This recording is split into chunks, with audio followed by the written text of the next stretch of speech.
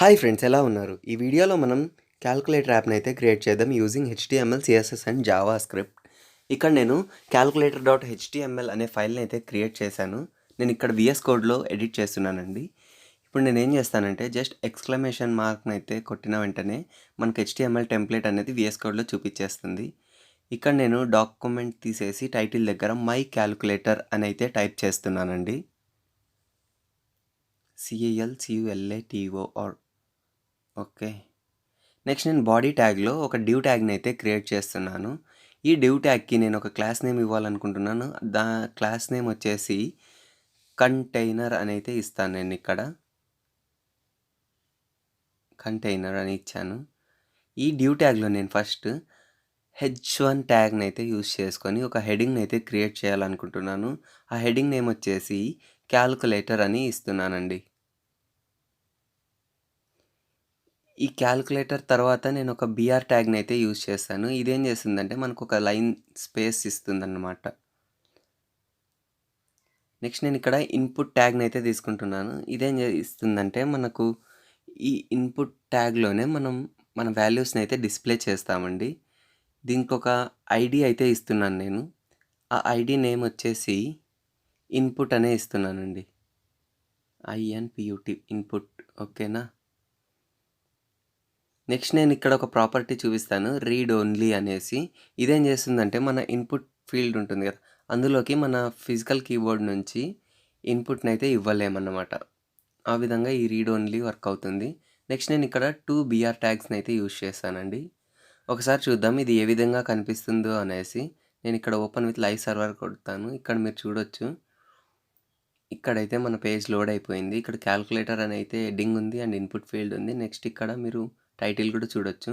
ఇక్కడ input field చూడొచ్చు, నేను టైప్ చేస్తున్నా అయినా కూడా ఇది మనకు ఇన్పుట్ అయితే తీసుకోవడం లేదు. ఈ విధంగా వర్క్ అవుతుంది అన్నమాట ఇది రీడ్ ఓన్లీ అనేది.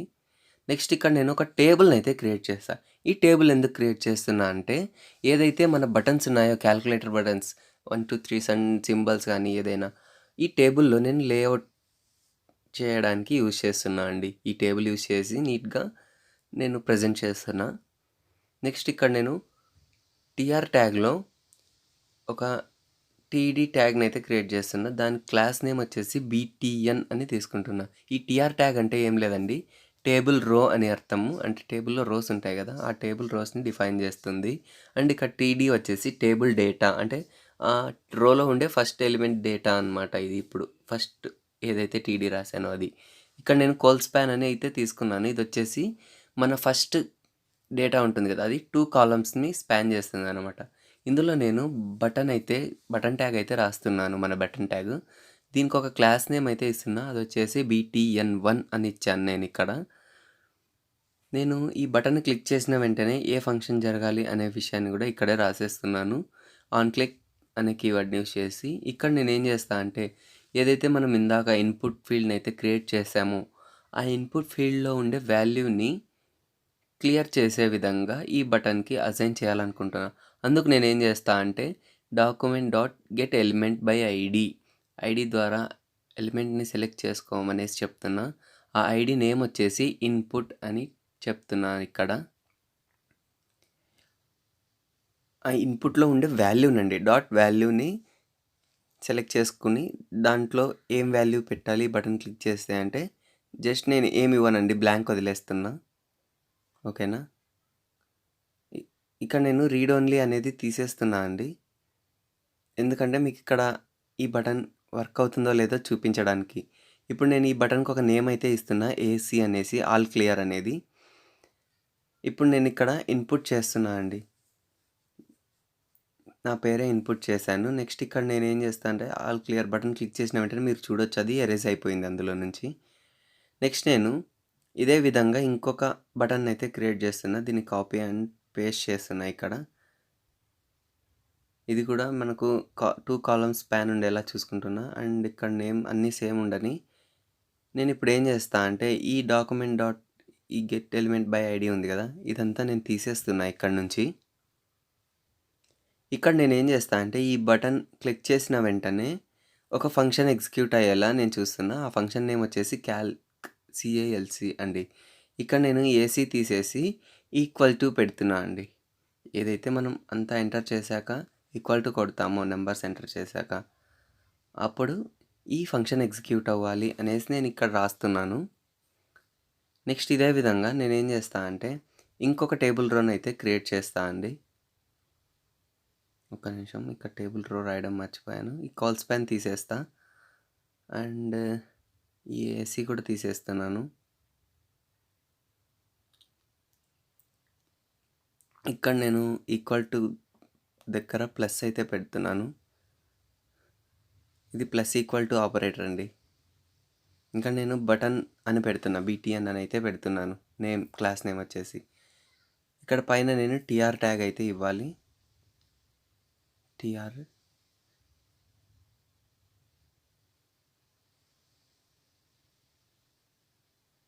ఇది నేను తీసేసి ఇక్కడైతే రాస్తున్నాను.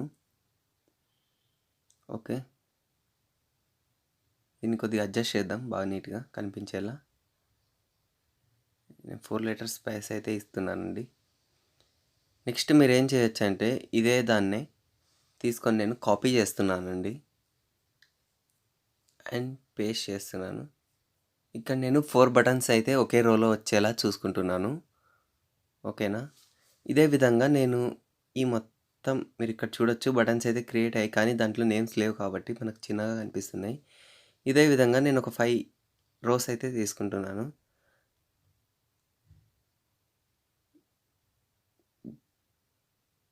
నేను కాపీ అండ్ పేస్ట్ చేస్తున్నానండి. మీరు చూడొచ్చు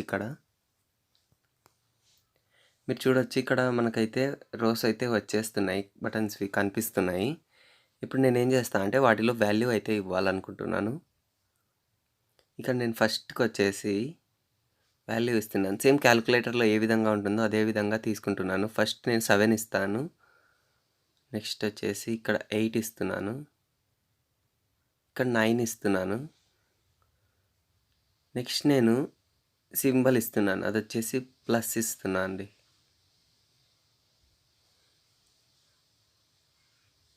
ఇక్కడ మీరైతే చూడొచ్చు, నేను ఇక్కడ చూపిస్తున్నాను. ఇక్కడ చూడండి మీరు, మనకు ఈ బటన్స్ అయితే కనిపిస్తున్నాయి. వాటిలో ఉండే వాల్యూస్ అయితే కూడా మనకు ఇన్పుట్ ఫీల్డ్లో వెళ్ళిపోతున్నాయి అన్నమాట. క్లిక్ చేసిన వెంటనే అండ్ క్లియర్ వచ్చిన ఇది క్లియర్ అవుతూ ఉంది ఇన్పుట్ ఫీల్డ్ కూడా. నెక్స్ట్ నేను అదే విధంగా అన్నీ ఫిల్ చేస్తాను అండి. ఇక్కడ 4, 5 అండ్ ఇక్కడ 6, ఇక్కడ కూడా 6 అండి. నెక్స్ట్ నేను ఇక్కడ మైనస్ సింబల్ అయితే తీసుకుంటున్నాను.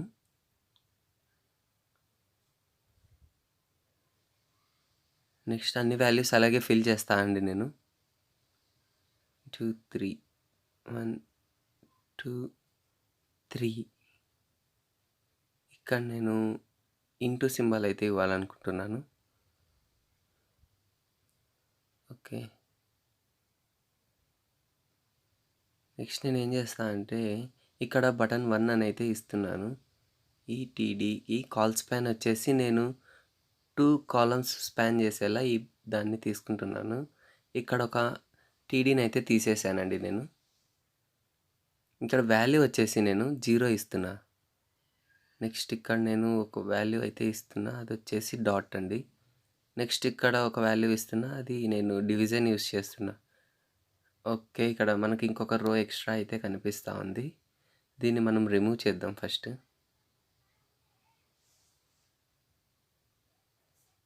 ఓకే, ఇక్కడ రిమూవ్ చేసేసాను నేను. ఇక్కడ మీరు చూడొచ్చు మన బటన్స్ అయితే అన్నీ అరేంజ్ అయిపోయాయి ఎక్కడివి అక్కడ. అంటే ఇది సేమ్ క్యాలిక్యులేటర్ లేఅవుట్ లాగే ఉంది. అండ్ మనకి ఇక్కడ ఈక్వల్ టు ఫంక్షన్ ఒక్కటే వర్క్ అవటం లేదు. ఇది వర్క్ అవ్వాలంటే నేనేం చేస్తా, ఇక్కడ చూడండి, నేను బాడీ తర్వాత ఇక్కడ అంతా రాసాం కదా మనం.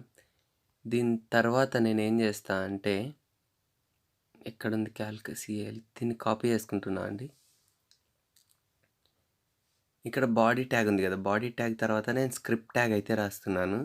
ఈ స్క్రిప్ట్ ట్యాగ్ యూజ్ చేసి నేను జావాస్క్రిప్ట్ కోడ్ అయితే రాస్తాను. ఇక్కడ నేను ఒక ఫంక్షన్ అయితే క్రియేట్ చేస్తున్నా. దానికి వచ్చేసి ఇందాక కాపీ చేసుకుని క్యాల్క్ ఫంక్షన్ నేమే తీసుకుంటున్నా.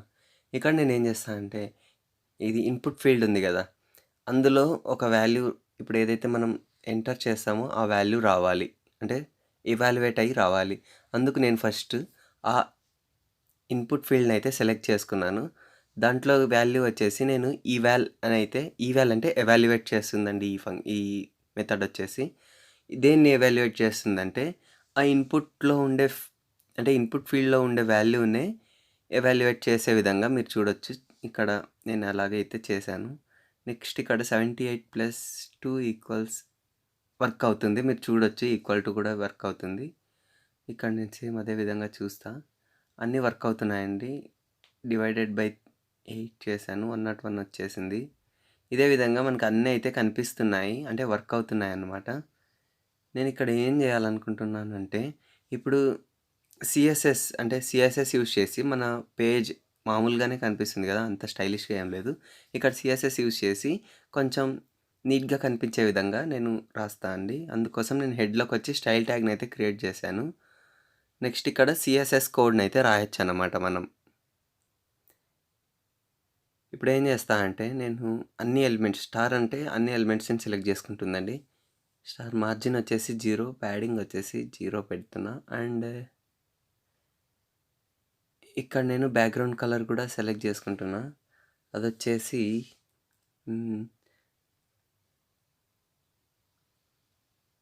RGBలో రాస్తున్నా అండి. అది కోడ్ వచ్చేసి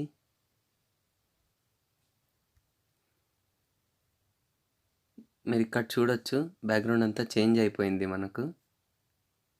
ఓకేనా. నెక్స్ట్ నేను ఏం చేస్తా అంటే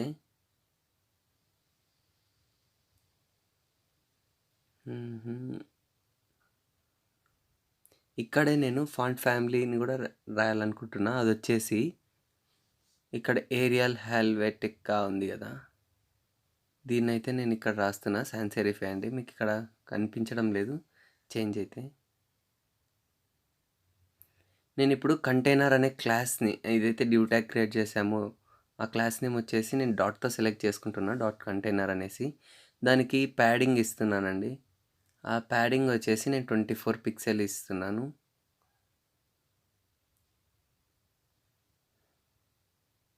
అంటే టాప్ బాటమ్కి 24 ఉంటుందండి.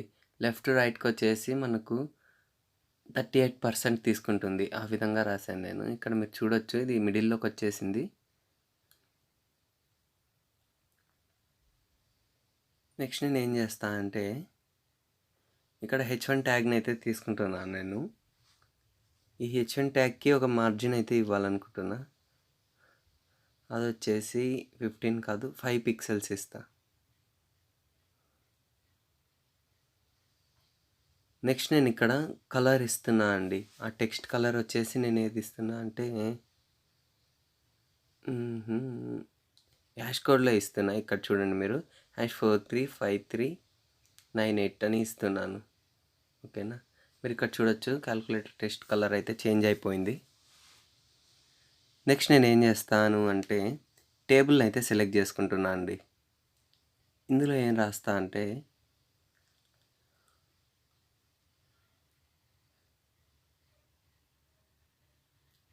ఈ టెక్స్ట్ అలైన్మెంట్ వచ్చేసి నేను సెంటర్లోకి అయితే పెడుతున్నానండి.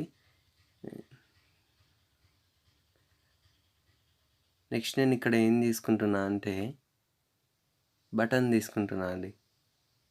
BTN అండ్ BTN1 మన దగ్గర 2 రకాలుగా ఉన్నాయి బటన్స్. ఈ 2 బటన్స్ని అయితే తీసుకొని నేను వీటిలో కొన్ని స్టైలింగ్ అయితే చేయాలనుకుంటున్నాను. వీటి విడ్త్ వచ్చేసి నేను 35 పిక్సెల్ అని ఇస్తాను అనుకుంటున్నాను. చూడొచ్చు ఇప్పుడు ఆ లేఅవుట్ వచ్చేసి బటన్స్ది చేంజ్ అయిపోయింది. ఇప్పుడు నేను ఏం చేస్తా అంటే వీటికి ఒక ఫాంట్ ఫ్యామిలీ, అంటే ఫాంట్, ఒక నిమిషం అండి, ఫాంట్ స్టైల్ చేంజ్ చేద్దామని అనుకుంటున్నాను. ఇక్కడ ఫాంట్ స్టైల్ వచ్చేసి ఆబ్లిక్ పెట్టేస్తున్నా అండి. మీరు చూడొచ్చు ఆబ్లిక్ స్టైల్లో ఇవి కనిపిస్తున్నాయి. అండ్ నెక్స్ట్ నేను ఏం చేస్తా అంటే ఇక్కడ దీని యొక్క అంటే ఏదైతే బటన్స్ ఉన్నాయో వాటి యొక్క టెక్స్ట్ కలర్ వచ్చేసి ఇక్కడ తీసుకుంటున్నా అలైస్ బ్లూ అనేసి. నెక్స్ట్ వచ్చేసి నేను ఏం చేస్తా అంటే దీని యొక్క బార్డర్ ఏదైతే ఉందో దాన్ని తీసేయాలనుకుంటున్నా అండి. బార్డర్ వచ్చేసి నన్ను పెట్టేశాను.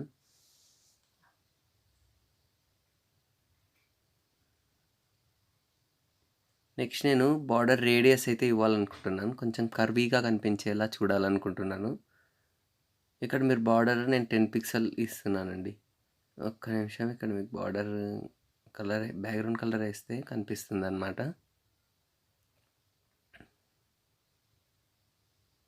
ఇక్కడ నేను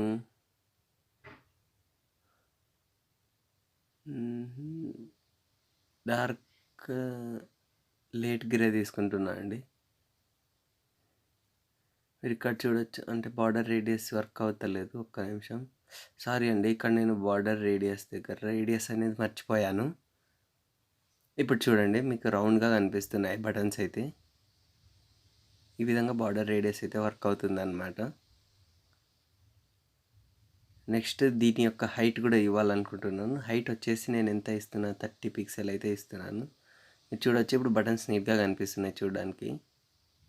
అండ్ నెక్స్ట్ ఫాంట్ ఫ్యామిలీనా, ఫాంట్ వెయిట్ యూస్ చేస్తున్నా అండి. ఇప్పుడు ఫాంట్ వెయిట్ వచ్చేసి నేను బోల్డ్ యూస్ చేస్తున్నా. ఇదేం చేస్తుందంటే మన బటన్స్ ఏవైతే ఉన్నాయో వాల్యూస్ అవి థిక్గా కనిపించేలా చేస్తుంది బోల్డర్ వచ్చేసి. నెక్స్ట్ నేను ఇక్కడ BTN1 అయితే తీసుకుంటున్నానండి. అంటే మనం ఏదైతే 2 కాలమ్స్ స్పేస్ పట్టేలా బటన్స్ అయితే క్రియేట్ చేసామో దాని యొక్క విడ్త్ని నేను 75 పిక్సెల్కు చేంజ్ చేస్తున్నా. ఇక్కడ చూడండి, ఇప్పుడు నీట్గా కనిపిస్తూ ఉంది.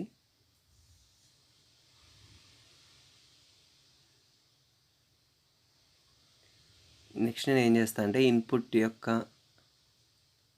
స్టైలింగ్ కూడా చేంజ్ చేయాలనుకుంటున్నాను. దాని యొక్క విడ్త్ వచ్చేసి 140 పిక్సెల్ ఇవ్వాలనుకుంటున్నాను. నెక్స్ట్ దాని యొక్క ప్యాడింగ్ వచ్చేసి 8 పిక్సెల్ ఇవ్వాలనుకుంటున్నానండి. నెక్స్ట్ నేను ఏం చేస్తాను అంటే ఇందులో ఉండే ఫాంట్ యొక్క వెయిట్ వచ్చేసి బోల్డరే తీసుకుంటున్నా.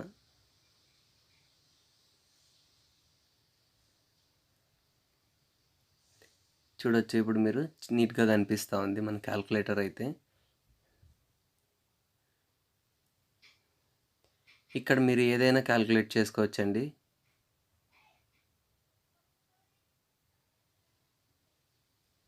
నేను ఇక్కడ కొన్ని యాక్షన్స్ అయితే పర్ఫామ్ చేస్తూ ఉన్నాను. డెసిమల్స్ కూడా మనం క్యాల్కులేట్ చేయొచ్చండి.